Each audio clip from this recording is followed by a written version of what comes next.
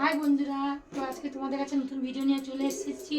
তো আমরা ঘুরতে যাচ্ছি, তো বুঝতেই পারছো সারা মাস 11টা মাস ঘরে কাটিয়ে নেওয়া মানে কত বিরক্তকর ব্যাপার। তো বছরে একবার আমরা ঘুরতে যাই, তো ডিসেম্বর মাসে ঘুরতে যাচ্ছি। আজকে আমাদের বাস ছাড়বে, তো আমরা যাচ্ছি অযোধ্যা পাহাড় নাইট টু নাইট। তো বেশি কাপড় জামা নিইনি, তো পাখির জন্য একটু বেশি করে কাপড় নিয়েছি, কারণ বাচ্চা মেয়ে। অযোধ্যা পাহাড়ে ঝর্ণা আছে, ঝর্ণাতে তো নামবেই, তো ওর জন্যই 4-5টা সেট নিচ্ছি। আমাদের একটা করেই সেট নিয়েছি, বেশি নিচ্ছি না, একটা ছোটো ব্যাগেই হয়ে যাবে।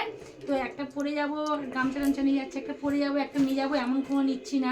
5-7 জন যাচ্ছি, সবারই ব্যাগ আলাদা আলাদা আছে। তো চলো, তোমাদের ব্যাগ গোছানোটা হয়ে গেল, তোমাদের ব্যাগ গোছানো দেখিয়ে নিলাম। এবার যখন বেরোবো তখন দেখাবো।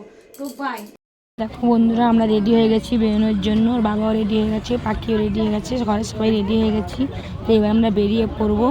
তো একজনের জন্য দাঁড়িয়ে আছি, সে রেডি হচ্ছে। তা দেখি এখন সবাই রেডি হয়ে গেছে নাকি। আমি রেডি, সব ঘর দিয়ে বেরোচ্ছি, ঘরে তালাপাড়া মারবো, ব্যাগটা গুনে ঠিক মতো নিয়ে নিচ্ছি বেরোনোর জন্য। তো বেরিয়ে পড়লাম ঘর থেকে। এদিকে বাবার ঘরে চলে এলাম, দেখলাম কি ভাইয়ের ছেলে মেয়ে রেডি হয়ে গেছে, কিন্তু সবাই রেডি হয়ে গেছে।